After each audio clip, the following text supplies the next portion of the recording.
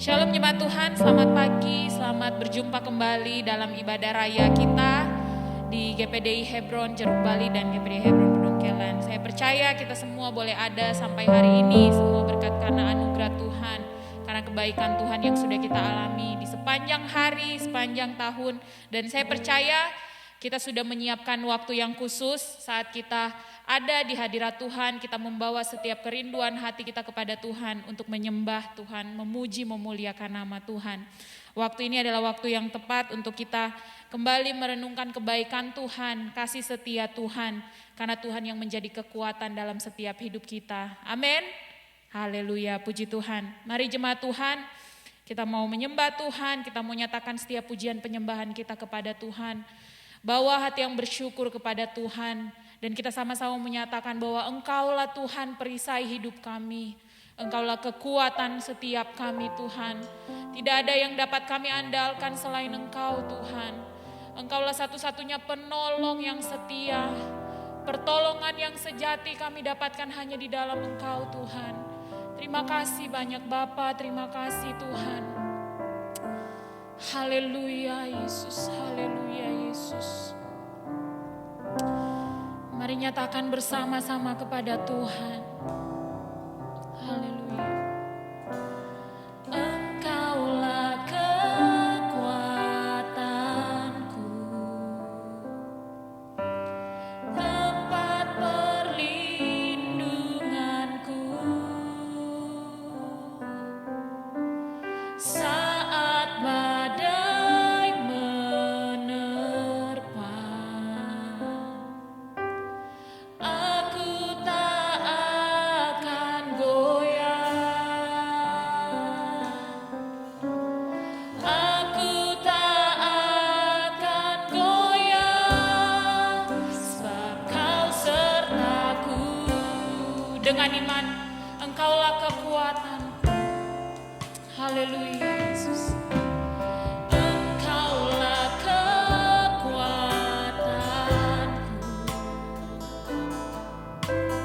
tempat perlindunganku. Amin. Saat badai menerpa, aku tak akan goyah. Aku tak akan goyah. Aku tak akan goyah, sebab Kau sertaku. Haleluya Yesus. Sejauh langit dari bumi, begitu besarnya kasih-Mu.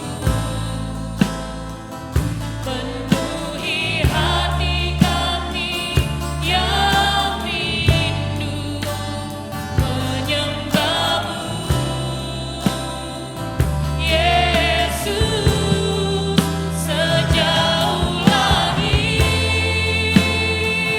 dari bumi, begitu besarnya kasih-Mu.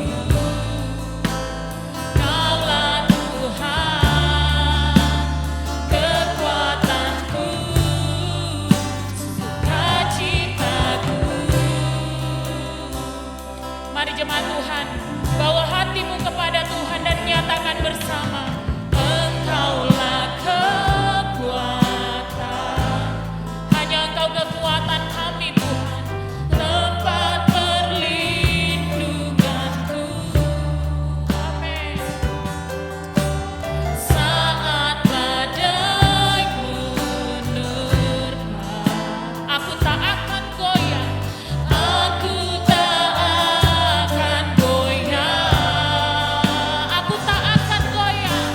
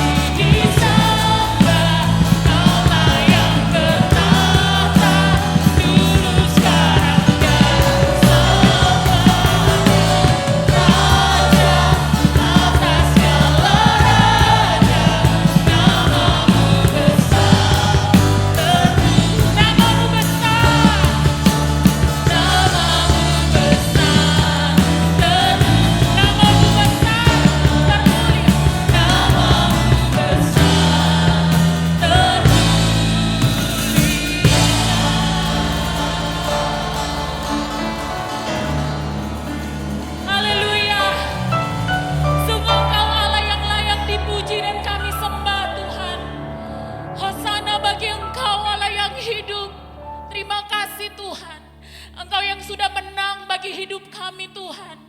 Engkau naik ke surga bersama Bapa. Dan Engkau memberikan tempat yang indah bagi setiap kami Tuhan. Terima kasih Tuhan Yesus, terima kasih Bapa.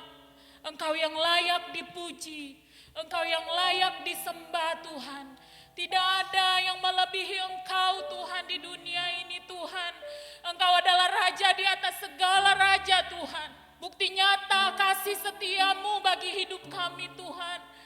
Segala kecukupan yang masih kami rasakan sampai hari ini adalah kebaikan-Mu.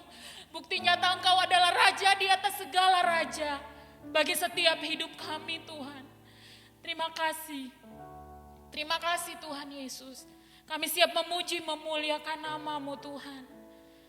Dan kami tahu Engkau ada dalam setiap kami dimanapun kami berada Tuhan. Walaupun kami terpisah dengan jarak Tuhan. Tetapi kami percaya kuasa Tuhan tidak pernah berubah dulu, sekarang dan sampai selama-lamanya. Engkau ada dalam hidup kami. Engkau ada di rumah kami Tuhan. Engkau ada di gereja kami. Bahkan Engkau ada dimanapun kami pergi dan berada. Oleh karena itu Tuhan, mari kami siap memuji Engkau, memuliakan Engkau dengan hati yang bersyukur dan bersukacita. Karena kebaikan-Mu nyata bagi hidup kami Tuhan. Kami siap memuji memuliakan nama-Mu Tuhan. Di dalam nama Yesus Kristus, Tuhan dan Juru Selamat kami yang hidup. Haleluya. Amin. Haleluya, puji Tuhan. Mari sama-sama jemaat Tuhan kita mau menyanyikan rasa syukur kita kepada Tuhan. Kebaikan Tuhan yang sungguh nyata dalam setiap kehidupan kita. Oleh karena itu mari kita mau bawa sukacita itu di dalam hadirat Tuhan. Kita mau bersukacita bersama-sama. Kita mau nyanyikan kebaikan Tuhan bagi setiap kehidupan kita. Karena janji Tuhan adalah janji yang indah. Janji yang menghidupkan bagi setiap kita. Amin.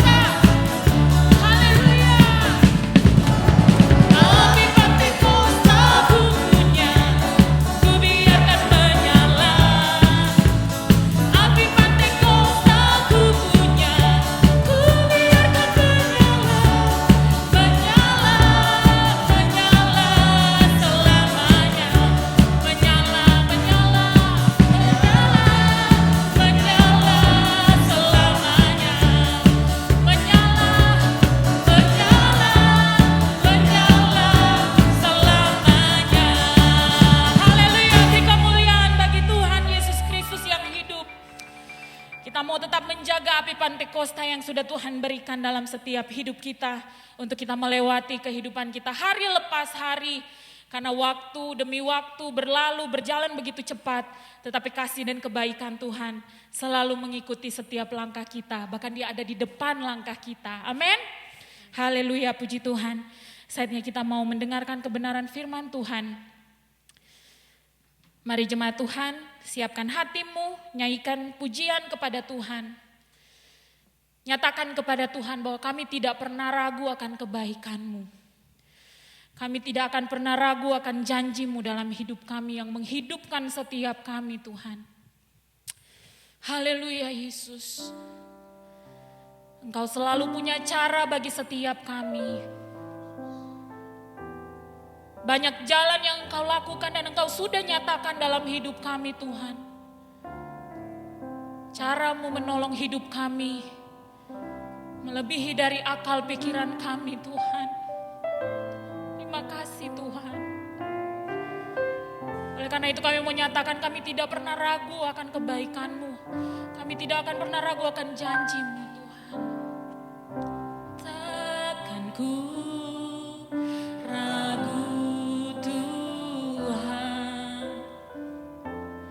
Janji-Mu yang menghidupkanku.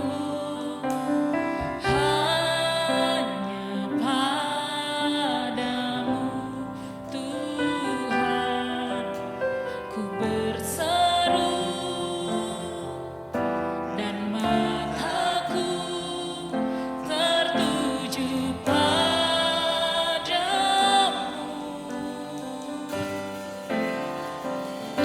Kau selalu punya cara untuk menolongku. Kau selalu punya jalan keajaiban-Mu. Kau dahsyat dalam segala perbuatan-Mu. Dan ku tenang di dalam cara-Mu.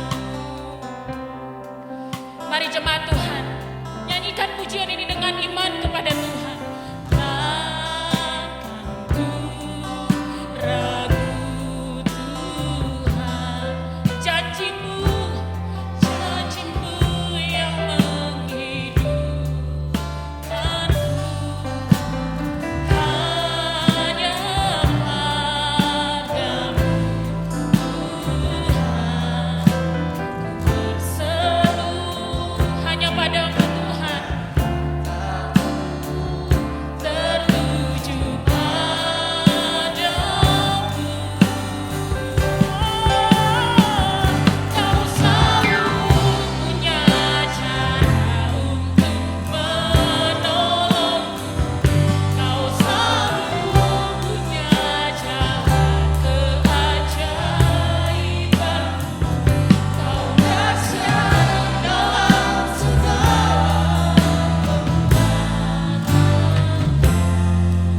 dan ku tenang di dalam cara-Mu. Mari jemaat Tuhan, sambil menutup mata jasmani, sama-sama kita mau merenungkan kebaikan Tuhan dalam setiap hidup kita. Lagu ini sangat memberkati kehidupan pribadi saya. Dan saya percaya semua orang juga mengalami kebaikan Tuhan yang sangat-sangat nyata dalam kehidupan kita.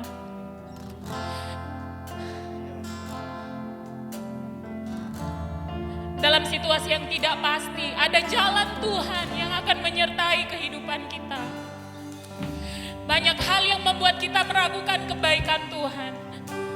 Banyak hal yang membuat kita meragukan janji Tuhan. Tetapi imani perkataan yang sudah Tuhan nyatakan dalam setiap kita. Aku sekali-kali tidak akan pernah meninggalkan Engkau.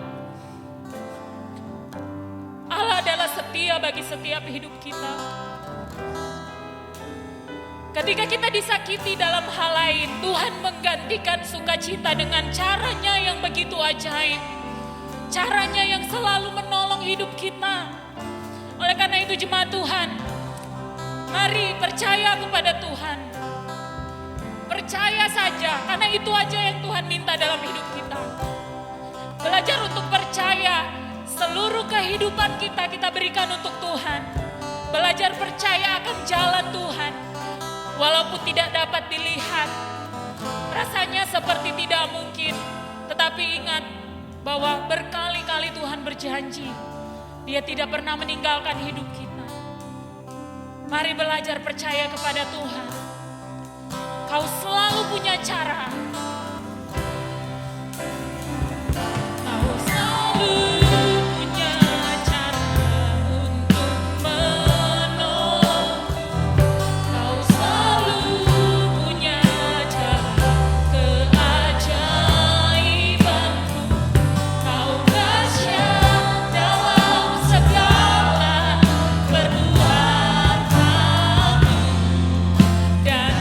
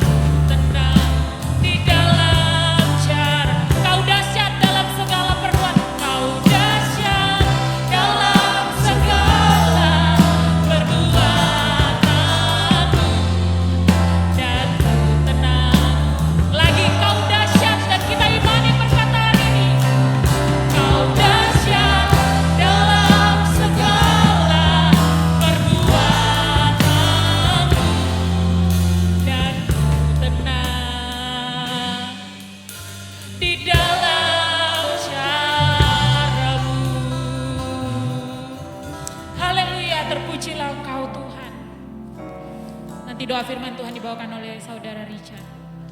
Kami mau katakan Ebenezer Tuhan. Amin.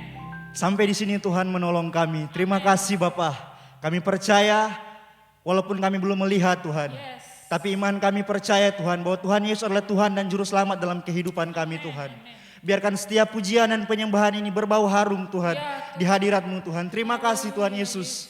Terima kasih Roh Kudus buat penyertaan-Mu yang sempurna dalam kehidupan kami. Kami mengucap syukur Tuhan. Di mana Tuhan di hari ini tanggal 23 Mei juga Tuhan kami mengingat akan kebangkitan-Mu Tuhan, kenaikan-Mu Tuhan Yesus ke sorga Tuhan.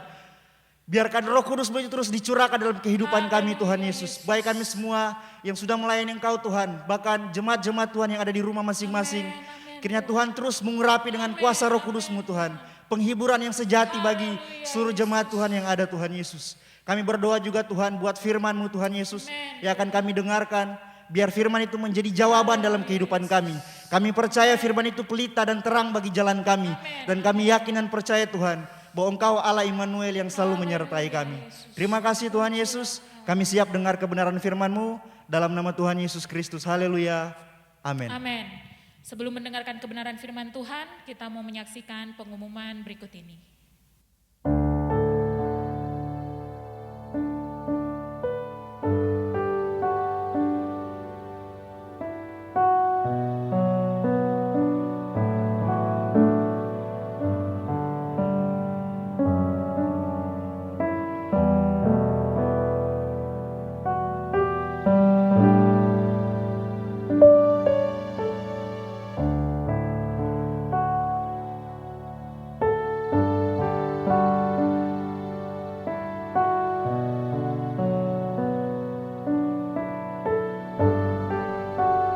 Shalom Bapak Ibu Saudara, selamat hari Minggu, selamat kembali kita berjumpa dalam kasih Kristus Yesus.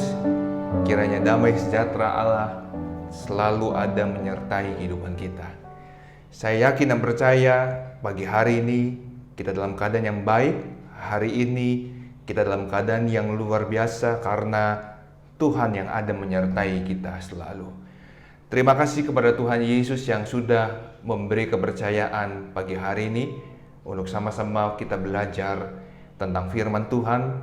Tentu juga terima kasih kepada Ibu Gembala yang sudah kembali memberi kepercayaan bagi saya juga pagi hari ini dan kiranya nama Tuhan yang dipermuliakan senantiasa. Bapak Ibu Saudara, hari ini tema yang akan saya bawakan adalah pengharapan di padang gurun. Nah, kita tahu hari-hari ini bukan merupakan hari-hari yang mudah, terutama bagi kita umat Kristen. Hari-hari ini kita jumpai banyak hal yang begitu berat menghimpit perjalanan iman kekristenan kita. Sejak tahun lalu, pandemi pertama kali muncul kurang lebih bulan Februari dan Maret, sampai hari ini yang mungkin masyarakat sudah berpikir ini akan segera berakhir dengan adanya vaksin dan lain sebagainya. Tapi yang kita jumpai, kasus hari-hari ini cenderung ada kenaikan lagi. Dan hal-hal ini juga Bapak Ibu Saudara yang membuat kita seolah-olah ada di persimpangan jalan, ada di padang gurun, yang kita tidak tahu kemana arah kita akan melangkah, yang kita tidak tahu apa yang harus kita lakukan dan kita perbuat. Dan pagi hari ini kita akan melihat beberapa hal mengenai pengharapan di padang gurun ini. Mari Bapak Ibu Saudara, kita akan temui ayat awal kita dalam Yesaya 43 ayat 16 sampai ayat yang ke-21. Yesaya 43 ayat yang ke-16 sampai ayat yang ke-21. Saya akan bacakan bagi Bapak Ibu Saudara semua. Beginilah firman Tuhan yang telah membuat jalan melalui laut dan melalui air yang hebat, yang telah menyuruh kereta dan kuda keluar untuk berperang, juga tentara dan orang gagah. Mereka terbaring, tidak dapat bangkit, sudah mati, sudah padam sebagai sumbu. Firman-Nya, janganlah ingat-ingat hal-hal yang dahulu, dan janganlah perhatikan hal-hal yang dari zaman purbakala. Lihat, aku hendak membuat sesuatu yang baru, yang sekarang sudah tumbuh. Belumkah kamu mengetahuinya? Ya, aku hendak membuat jalan di padang gurun dan sungai-sungai di padang belantara. Binatang hutan akan memuliakan aku, serigala dan burung unta, sebab aku telah membuat air memancar di padang gurun dan sungai-sungai di padang belantara, untuk memberi minum umat pilihanku. Umat yang telah kubentuk bagiku akan memberitakan kemasyuranku. Bapak Ibu Saudara, kalau kita berbicara mengenai pengharapan, pengharapan berasal dari kata harap, yang berarti mohon, minta keinginan supaya sesuatu terjadi, dan sesuatu itu biasanya hal yang sesuai dengan kebutuhan dan keinginan kita. Saya mengambil arti ini dari Kamus Bahasa Indonesia. Kemudian kalau kita bicara mengenai gurun, gurun adalah padang luas yang tandus. Kemudian padang pasir, melakukan pekerjaan yang sangat sukar sekali. Pasir artinya dataran luas yang mengitari bukit dan padang batu yang terdiri atas pasir-pasir itu sendiri. Tandus, gurun yang tidak ditumbuhi tumbuh-tumbuhan sedikit pun. Ya, kita tahu Bapak Ibu Saudara, di Timur Tengah banyak sekali padang gurun, banyak sekali padang belantara yang begitu luas sekali. Namun kalau kita melihat hal ini, kita akan belajar pagi hari ini, pengharapan di padang gurun itu masih ada. Ada satu cerita, Mauro Prosperi, seorang atlet maraton tingkat dunia. Pada tahun 1994, ia mengikuti lomba maraton di atas pasir di gurun Maroko. Lomba tersebut diadakan selama 6 hari, melintasi gunung pasir Sahara di bawah terik matahari yang konon udara temperaturnya pada saat itu adalah 40 derajat Celcius. Saat ia sedang dalam perlombaan, tiba-tiba badai pasir datang melanda gurun Sahara, sehingga badai pasir tersebut membuatnya terpisah dari pelari lainnya, juga membuatnya keluar jauh dari rute lari yang seharusnya. Mauro Prosperi akhirnya tersesat di padang gurun Sahara, sehingga tanpa disadari dia mulai melebar ke wilayah Aljazair. Bekal yang dibawanya hanya untuk cukup sehari saja. Meskipun ia sudah berusaha menghemat bekal yang dia miliki, namun tetap saja bekal itu habis sebelum dia menemukan kembali jalan keluar. Setelah 36 jam, Mauro Prosperi akhirnya kehabisan persediaan air dan makanan. Mauro bertahan hidup dengan meminum air seninya sendiri dan makan kelelawar yang berada di bangunan yang telah kosong yang dia jumpai. Mauro mulai putus asa. Di sekelilingnya tidak ada siapa-siapa yang dapat menolongnya. Beruntung Bapak Ibu Saudara, di kemudian hari ditemukan oleh keluarga nomaden yang dibawa ke sebuah kampung militer Aljazair, dan di sana Mauro diobati dan dibawa ke rumah sakit. Nah, kita melihat Bapak Ibu Saudara, saat ini mungkin kita sedang ada di padang gurun kehidupan kita. Usaha, pekerjaan sedang mengalami kesulitan. Ekonomi kita sedang mengalami kemerosotan. Situasi tidak menentu. Kita takut dan cemas menghadapi hari-hari ini. Apalagi dengan adanya COVID-19 yang belum selesai, membuat kecemasan begitu luar biasa. Banyak orang yang sudah mulai putus asa dengan keadaan ini. Kita melihat di dunia pekerjaan, banyak sekali orang-orang yang mengalami pemutusan hubungan kerja. Bisnis-bisnis sedang mengalami kehancuran, kemerosotan, dan lain sebagainya. Dan inilah yang terjadi hari-hari ini. Dan tidak bisa dipungkiri, kita sedang berada di padang gurun yang begitu luas. Tapi Bapak Ibu Saudara, Tuhan katakan, jangan kita pernah menyerah dengan semua yang ini. Tetaplah mempunyai harapan, mengucap syukur, lakukanlah apa yang menjadi bagian kita. Dia yang telah memberikan pertolongan pada kita saat ini. Kita hari ini bisa ada, semua karena Tuhan. Kita hari ini bisa hidup dengan nafas yang baik, semua karena Tuhan. Percaya kepada Tuhan, Ia pasti akan menunjukkan kasih setianya kepada orang-orang yang berharap padanya. Ada 3 hal yang dapat kita pelajari mengenai padang gurun ini. Yang pertama, Bapak Ibu Saudara, di padang gurun tidak ada arah. Kita tahu Bapak Ibu Saudara, padang gurun yang begitu luas. Kadang-kadang kita tidak bisa melihat ke kanan, ke kiri, itu isinya pasir semua. Sehingga untuk membaca petunjuk kita sangat sukar dan sulit sekali. Ketika kita berada di padang gurun, semuanya seolah-olah akan terlihat sama. Kita tidak tahu mana arah timur, arah selatan, arah barat, arah utara. Kita tidak mengetahui sama sekali. Dan kita tahu Bapak Ibu Saudara, bangsa Israel dibuat oleh Allah berputar-putar di padang gurun selama 40 tahun lamanya. Kenapa hal ini terjadi? Apakah Tuhan tidak bisa memberikan yang terbaik bagi bangsa Israel? Kalau kita baca Bapak Ibu Saudara, Bilangan 32 ayat yang ke-13. Bilangan 32 ayat yang ke-13, saya bacakan bagi Bapak Ibu Saudara semua. Bilangan 32 ayat yang ke-13. Sebab itu bangkitlah murka Tuhan kepada orang Israel, sehingga Ia membuat mereka mengembara di padang gurun 40 tahun lamanya, sampai habis mati segenap angkatan yang telah berbuat jahat di mata Tuhan. Kalau kita melihat, Allah sendiri yang menginginkan bangsa Israel berada di padang gurun. Kalau kita juga baca Bapak Ibu Saudara dalam Keluaran 13 ayat 17-18, saya akan bacakan. Ketika Tuhan membawa bangsa Israel keluar dari Mesir, Tuhan tidak membawa bangsa Israel melalui jalur yang biasa, jalur yang normal, yaitu melewati negeri orang Filistin. Walaupun jalan ini merupakan jalan yang singkat, perdagangan utama, jalur yang pendek jaraknya, jalur yang paling mulus kalau kita baca di ayat ke-17, tapi justru Tuhan membawa bangsa Israel berputar melalui jalan di padang gurun menuju Laut Teberau atau Laut Merah. Tentu ada alasan mengapa Tuhan justru seakan-akan memutar-mutarkan jalur perjalanan bangsa Israel pada saat itu.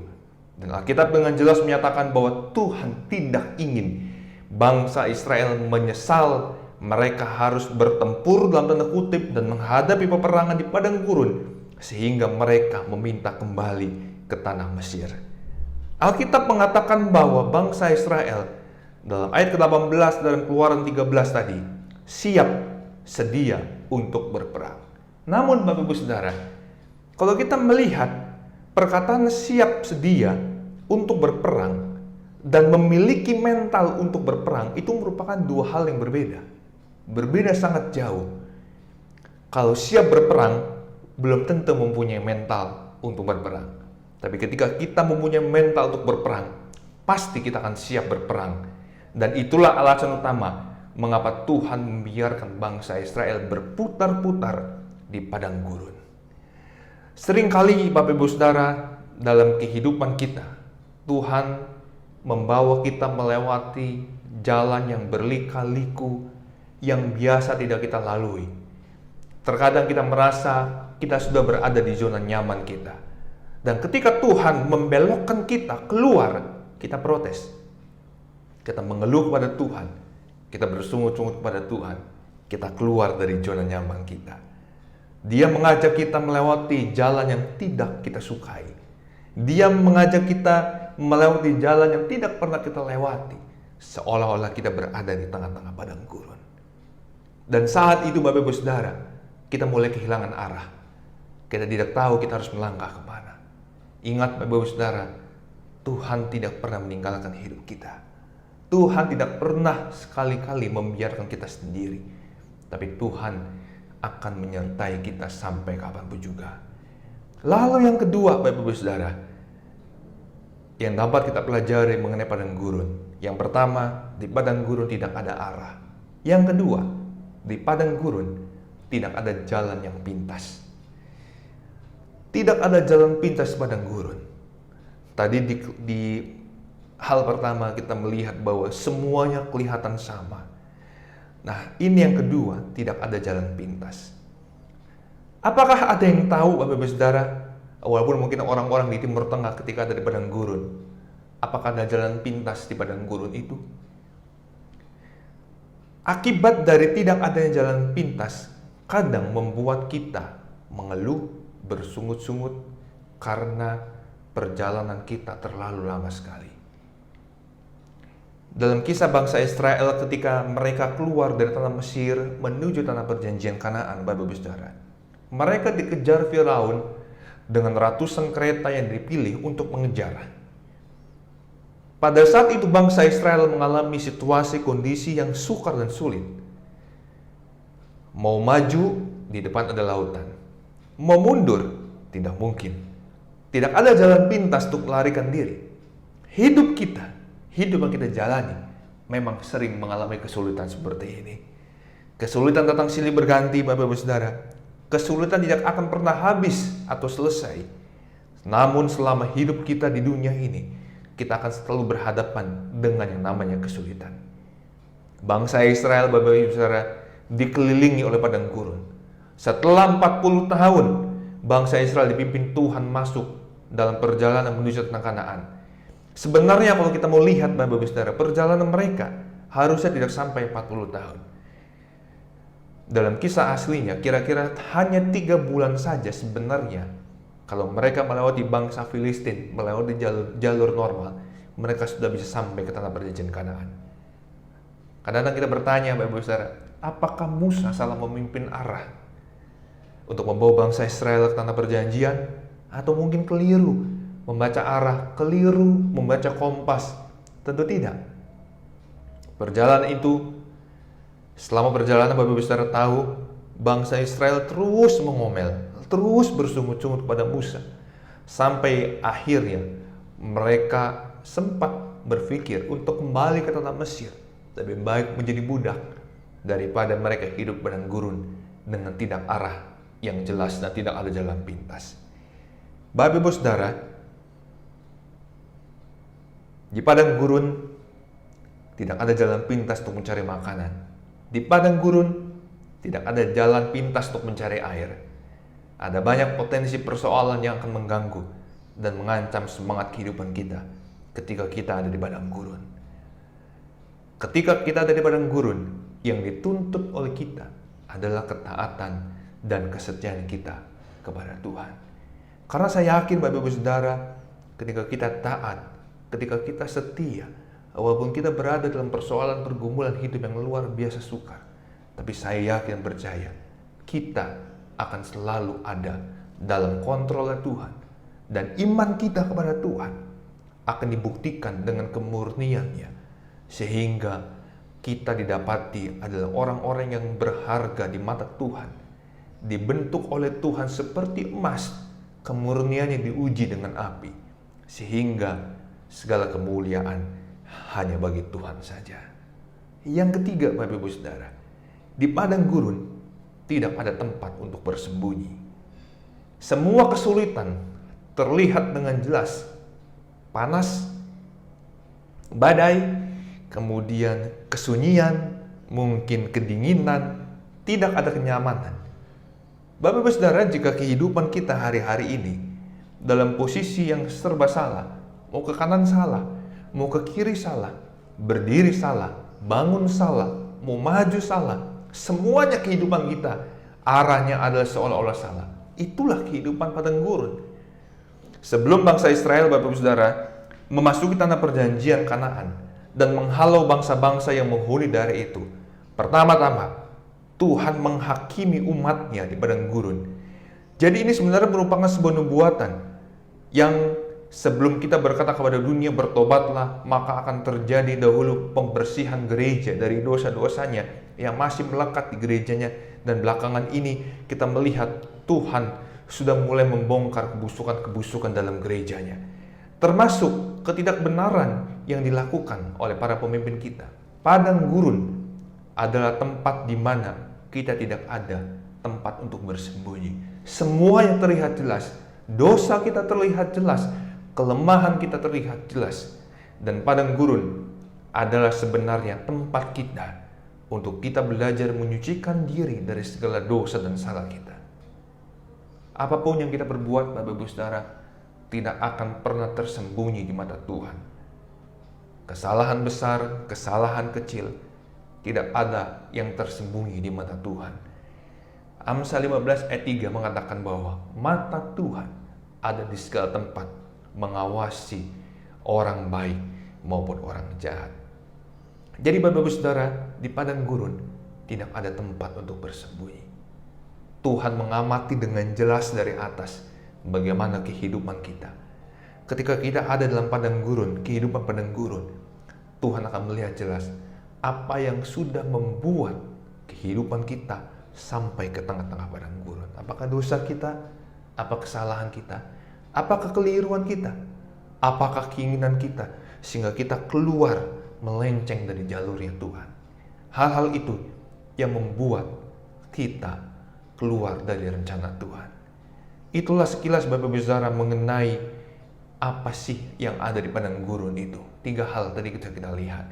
Lalu selanjutnya Bapak Ibu Saudara, terkait dengan tema yang akan kita pelajari hari ini, mengapa kita harus selalu mempunyai harapan ketika kita ada di padang gurun sekalipun. Kita kembali ke Yesaya 43. Kita kembali ke ayat awal kita, Bapak Ibu Saudara. Mengapa kita harus selalu mempunyai harapan walau kita berada di padang gurun sekalipun. Ayat yang ke-16 sampai ayat yang ke-17. Saya ulangi sekali lagi Bapak Ibu Saudara, beginilah firman Tuhan yang telah membuat jalan melalui laut dan melalui air yang hebat, yang telah menyuruh kereta dan kuda keluar untuk berperang, juga tentara dan orang gagah. Mereka terbaring, tidak dapat bangkit, sudah mati, sudah padam sebagai subuh. Hal yang pertama, mengapa kita harus tetap mempunyai harapan ketika kita ada di padang gurun? Yang pertama, Allah yang sudah menentukan jalan hidup kita. Haleluya, Allah yang sudah menentukan jalan hidup kita. Amsal 19 ayat 21. Banyaklah rancangan di hati manusia, tapi keputusan Tuhanlah yang terlaksana. Amsal pun mengatakan dalam pasal 16 ayat 9, hati manusia memikir-mikirkan jalannya, tetapi Tuhanlah yang menentukan arah langkahnya. Bapak Ibu Saudara, hari-hari ini kami, saya, istri saya, sedang diajarkan oleh Tuhan bagaimana ketika menginginkan sesuatu, kita mulai dari doa. Doa kami kepada Tuhan, biarlah apa yang kami pikirkan itu seturut dengan pemikiran Tuhan. Jadi ketika kita ingin merencanakan sesuatu, kita berdoa, Tuhan, jika memang ini rencana Tuhan, terjadilah. Kami ingin belajar mengikuti jalan-jalan Tuhan. Kami tidak ingin mengambil keputusan dengan kami jalan dengan keinginan sendiri. Karena Bapak Ibu Saudara, kalau kita berjalan atas keinginan sendiri, kita bisa saja tersesat di tengah kehidupan ini. Apalagi di situasi sukar dan sulit seperti ini Bapak Ibu Saudara. Kalau kita tidak hati-hati, kita akan tersesat, kita akan kehilangan arah. Kita tidak tahu, kita tidak bisa bersembunyi kemana-mana, karena kita berada di situasi padang gurun ini. Suatu pernyataan yang hebat, sehebat apapun kita tidak akan pernah bisa melawan kehendak Tuhan. Mungkin Bapak Ibu Saudara kita bilang, enggak kok, kita sudah mencobanya. Mungkin pada saat itu, kita ada di tingkatan tertentu ketika kita berjalan atas kehendak kita sendiri. Tapi walaupun bagaimana Saudara, Bapak Ibu Saudara, berjalan dalam rancangan Tuhan adalah yang terbaik. Kita harus berjalan Bapak Ibu Saudara sepenuhnya seturut dengan kehendak Tuhan. Hati dan pikiran kita bisa berpikir tentang jalan yang menurut kita terbaik. Tapi Bapak Ibu Saudara, di balik semuanya itu, Tuhan yang tahu jalan hidup kita. Tuhan yang mengerti mana yang terbaik untuk kita lalui. Karena kenapa? Karena Tuhan sendirilah yang sudah membentuk dan menenun kehidupan kita sejak dalam kandungan ibu kita. Terkadang Bapak Ibu Saudara, banyak jalan yang terbuka di hadapan kita. Banyak pertanyaan, pertimbangan yang mungkin kita miliki.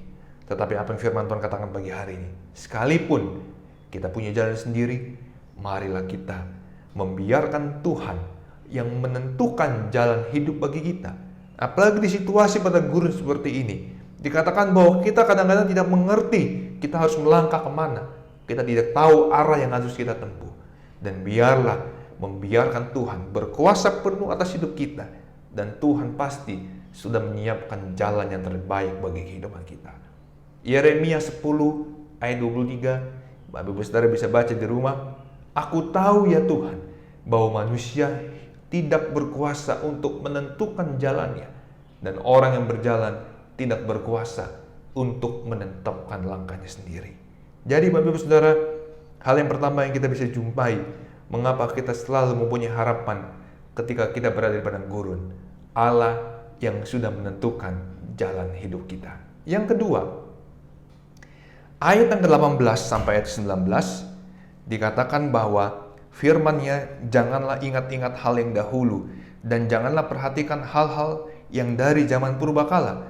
Lihat, aku hendak membuat sesuatu yang baru, yang sekarang sudah tumbuh, belumlah kamu mengetahuinya. Ya, aku hendak membuat jalan di padang gurun dan sungai-sungai di padang belantara. Bapak Ibu Saudara, kalau kita melihat hal yang kedua,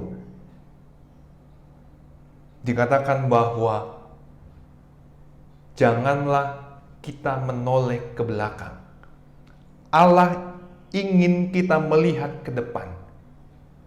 Allah ingin kita melihat sesuatu yang baru yang sudah disiapkan oleh Tuhan. Kalau kita melihat perikop Lot dalam Kejadian 19 ayat 17, Bapak Ibu Saudara juga bisa baca di rumah. Dikatakan bahwa larilah, selamatkanlah nyawamu, jangan menoleh ke belakang. Jadi hal yang kedua yang Tuhan inginkan ketika kita mempunyai harapan ada di padang gurun, Allah ingin kita selalu memandang jauh ke depan, tidak menoleh ke belakang. Sodom dan Gomora hendak dibumi hanguskan karena memuncaknya kebejatan moral penduduknya. Lalu teringat Tuhan pada doa Abraham, apakah engkau akan melenyapkan orang benar bersama dengan orang fasik? Hati Tuhan luluh, sehingga ia mengutus malaikat menyelamatkan Lot dan keluarganya. Lalu malaikat itu berpesan, Bapak Ibu Saudara, larilah, selamatkan nyawamu, jangan menoleh ke belakang. Ayat ini, kalau kita mengambil secara rohani, janganlah menengok ke belakang atas kegagalan-kegagalan kita di masa lalu. Tetapi Bapak Ibu Saudara, pandanglah ke depan yang penuh dengan kecerahan yang diberikan Tuhan kepada kita. Ya, ketika bangsa Israel telah dilepaskan dari perbudakan di tanah Mesir, Raja Firaun mengejar kembali bangsa Israel. Ketika orang Israel menengok ke belakang, yang dilihatnya adalah apa? Ketakutan, kecemasan. Kenapa? Takut kembali menjadi budak dan lain sebagainya. Tuhan mengharapkan kita di tengah padang gurun sekalipun, kita harus tetap melihat ke depan, jangan menoleh ke belakang. Jika keadaan kita berat menghimpit, arahkanlah pandangan kita. Jangan pernah menoleh ke belakang dan terpengaruh bisikan iblis. Lukas 9 ayat 62. Kita juga tidak boleh mengingat-ingat masa lalu, karena selalu membuat sesuatu yang baru dan mempunyai rancangan damai sejahtera bagi kehidupan kita. Lalu hal yang ketiga, Bapak Ibu Saudara, mengapa kita harus selalu mempunyai harapan di padang gurun? Yang ketiga, ayat 19 sampai ayat 21. Lihat, aku hendak membuat sesuatu yang baru, yang sekarang sudah tumbuh. Belumkah kamu mengetahuinya? Ya, aku hendak membuat jalan di padang gurun dan sungai-sungai di padang belantara. Binatang hutan akan memuliakan aku, serigala dan burung unta, sebab aku telah membuat air memancar di padang gurun dan sungai-sungai di padang belantara untuk memberi minum umat pilihanku. Umat yang telah kubentuk bagiku akan memberitakan kemasyuranku. Yang ketiga, yang terakhir, setelah melewati padang gurun, Tuhan sudah menyiapkan berkat bagi kita. Mazmur 136 ayat 16, kepada Dia yang memimpin umatnya melalui padang gurun, bahwasanya untuk selama-lamanya kasih setianya. Penyertaan Tuhan, Bapak Ibu Saudara, tidak akan pernah berkurang sedikit pun. Kasih setia Tuhan tidak pernah berubah. Meskipun bangsa Israel berulang kali mengingkarinya, menyakiti hati Tuhan, tapi Tuhan setia di sepanjang perjalanan, Bapak Ibu Saudara. Walaupun ada di padang gurun, Tuhan memberkati dengan roti mana, dengan burung puyuh. Artinya, di saat kehidupan kita dari padang gurun sekalipun, kita selalu ada dalam rencana dan berkat Tuhan yang luar biasa. Berkat-berkat apa saja, Bapak Ibu Saudara, yang dialami bangsa Israel ketika ada di padang gurun? Berkat pemeliharaan. Selama 40 tahun, Bapak Ibu Saudara, bangsa Israel tidak pernah kekurangan sedikit pun. Lalu berkat apa lagi? Berkat perlindungan dari Tuhan. Tiang awan, tiang api selalu ada menyertai bangsa Israel di padang gurun. Di setiap musim kehidupan, Bapak Ibu Saudara, kita boleh melihat bahwa berkat Tuhan, iya dan amin. Lalu Bapak Ibu Saudara, kalau kita sudah melewati padang gurun itu, sampailah kita yang sudah Tuhan janjikan, tanah perjanjian Kanaan. Tanah perjanjian Kanaan yang berlimpah susu dan madunya. Dan itulah yang menjadi tujuan akhir kita, yaitu berkat Tuhan yang luar biasa bagi hidup kita. Bapak Ibu Saudara, saat kita di padang gurun sekalipun, jangan pernah kita pengharapan kita hilang. Jangan pernah kita letih sedikit pun ketika kita ada di padang gurun. Tapi mari Bapak Ibu Saudara, pagi hari ini, di saat kita di padang gurun sekalipun, kita tetap setia kepada Tuhan, mengikuti jalan-jalan Tuhan. Dan ketika kita boleh melewati padang gurun itu, kita akan sampai di tanah perjanjian Kanaan, tanah yang berlimpah susu dan madunya. Berkat Tuhan akan melimpah bagi kehidupan kita sekalian. Bapak Ibu Saudara, firman Tuhan tidak saya panjangkan hari ini, tapi kiranya ini boleh menjadi berkat bagi kita semua. Dan ingatlah Bapak Ibu Saudara, di tengah-tengah kehidupan kita yang hari-hari ini mungkin kita ada di padang gurun, tapi kita boleh tetap setia kepada Tuhan, karena Tuhan menjanjikan sesuatu hal yang baik bagi hidup kita. Tuhan memberkati. Sebelum saya kembalikan, mari kita berdoa kepada Tuhan. Bapa di surga, kami bersyukur kepada pagi hari ini. Kami yakin dan percaya Tuhan, Tuhan berbicara bagi kami semua yang ada. Kami yakin dan percaya di tengah-tengah kehidupan kami yang sedang ada di padang gurun ini, Tuhan akan selalu memberkati dengan limpahnya. Tuhan akan selalu menolong kehidupan kita semua, jemaat Tuhan yang ada di GPDI Hebron ini. Kami yakin dan percaya Tuhan, firman Tuhan pagi hari ini akan menguatkan iman percaya kita kepada Tuhan, sehingga hari-hari yang akan kita lalui saat ini maupun ke depan, kita akan selalu punya pengharapan ketika kami ada di padang gurun sekalipun. Kita selalu punya pengharapan ketika kita ada dalam kesukaran dan kesulitan sekalipun. Dunia ini memberi ketakutan dan kecemasan, tapi kami yakin dan percaya Allah yang kami sembah, Allah yang besar, Allah yang mempunyai sesuatu hal yang lebih besar dan lebih baik bagi kehidupan kita semua. Bapa di surga, biar kami boleh berjalan setahap demi setahap dalam kehidupan kita, sehingga kita boleh melewati padang gurun ini. Kita menyampai tanah perjanjian Kanaan, tanah yang berlimpah dengan keberkatan Tuhan, dan disitulah kita akan melihat bagaimana Tuhan bekerja luar biasa. Terima kasih, memberkati sidang jemaat Tuhan yang ada, memberkati GPD Hebron yang ada, memberkati Ibu Gembala. Kami yakin dan percaya Tuhan, sidang jemaat Tuhan yang ada di tempat ini akan selalu diberkati Tuhan dengan luar biasa. Hamba-Mu selesai berbicara, tapi kami yakin dan percaya Tuhan akan terus berbicara melalui kehidupan kami masing-masing dari hati ke hati, sehingga apa yang kami lalui hari-hari ini, kami boleh selalu merasakan bahwa Tuhan ada menuntun kehidupan kami. Terima kasih Tuhan. Kami alaskan doa kami pagi hari ini. Kami tutup firman Tuhan pada saat hari ini dalam nama Tuhan Yesus. Kami mengucap syukur dan berdoa. Haleluya. Amin. Kiranya damai sejahtera Allah akan menyertai kehidupan kita. Amin.